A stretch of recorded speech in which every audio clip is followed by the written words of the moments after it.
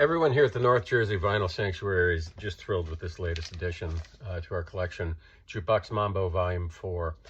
About 13 years ago, Jazzman Records put out Jukebox Mambo, the first one, which I don't have on 33. So they put out these collections that are 45 RPM, and they're 10-inch records. And this is Volume 1. Volume 2. And Volume 3, they're still available online. They're not cheap, but what a fantastic addition to any collection. 45 is fun, but the only downside is you're up and down changing it constantly. They also came out in long play 33. This is Volume 2, Jukebox Mambo, and this is Volume 3. I don't have Volume 1 of the 33, but the new edition we have here is Volume 4, double LP set on 33. I don't think they've done the 45 10-inch box sets yet. I've looked online. This came out in 2022, so I'm a little late to the game, but excited nonetheless. This is fantastic stuff. It is Afro Latin rhythms, blues, calypso, and early rock and roll done with Afro Latin rhythms, rumbas, cha-chas, things like that, and it's a lot of fun. Second up, Klaus Schulze and Peter Namlook, Dark Side of the Mood, Pipers at the Gates of Dawn, and it's got Three Pipers at the Gates of Dawn, I'm sorry, is the title. It's got Bill Laszlo on it as well. These started coming out. There's 11 volumes, and they started in 1993, Namlook and Klaus Schulze. Phil Namlook is a New York composer, sonic explorer, electronic music, minimalist, drones, microtones, that kind of stuff.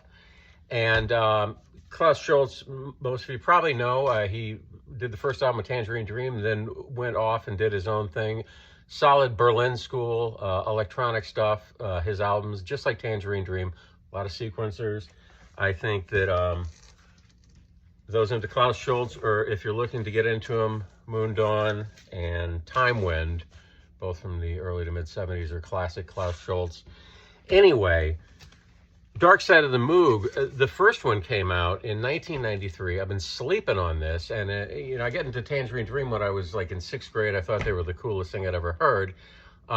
It's kind of amazing that I waited this long to get the first one, but I did. They stopped putting them out in 2008.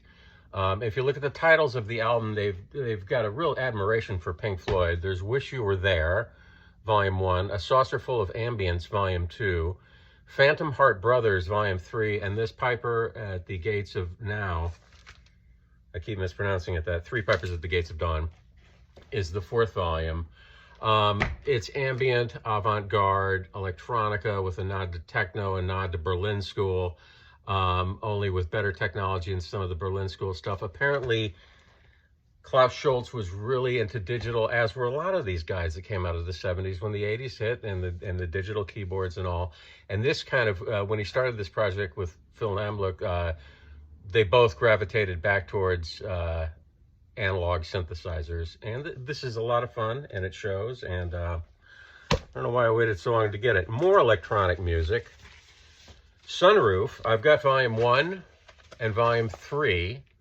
And this is Daniel Miller, the guy that started, and I think still runs, Mute Records. Back in '78, he started Mute Records, which was a really cool record label. I wasn't always the biggest fan of some of the bands, Depeche Mode, Erasure, who else? Moby, New Order, Nitzer Ebb. Grinderman put out their 2 records, Nick Cave's offshoot, on Mute. Anyway, Mute's a very cool label, and it's the kind of label that you look at something, if you don't know the artist or the band, you still might get it because it's on Mute. Well, apparently Daniel Miller of Mute and a longtime producer got together and did live electronics. And like I said, Volume 1 and Volume 3 are live electronics. And it's really tough to, their goal was nothing pre-planned or rehearsed, all live, no overdubs. And it's hard to describe what it sounds like. And I've read some quotes online. Space Pulsations of Cluster. Cluster, the old krautrock band, who I like. It sounds like a sci-fi record. Here's another one. Smoke Fog Dub Groove. I didn't make that up. And I think it's got a little nod to Morton Subotnick. Anyway, a lot of fun, and I'm waiting for volume 2 to arrive in the mail. Next up, we've got some jazz. Barney Kessel, guitar player, doing his Latin album. I don't know when this is from. 63. It's a full band with brass, vibes, marimba, Latin percussion, cool West Coast sound, only Latinized. Any artist who does a Latin album, or Brazilian album for that matter, any jazz artist, I always want to get, and highly recommended. Also, if you get a chance, while we're talking about Barney Kessel, just the year before or after, he did this Bossa Nova big band record. Wonderful. Wonderful. I can't say enough about it. So if you get a chance, neither of these will be wildly expensive. Barney Kessel Latin, Barney Kessel Bossa Nova. Track them down. And after all that, who doesn't need a little rock and roll to cleanse the palate? Norton Records, probably the coolest record label of modern record labels, put out Sam the Sham and the Pharaohs, whoops, tribute, 2-record set of artists like Hazel Atkins, which I think was the reason that Norton started in the first place, is to record some Hazel Atkins. And yes, it is named after the character from The Honeymoons.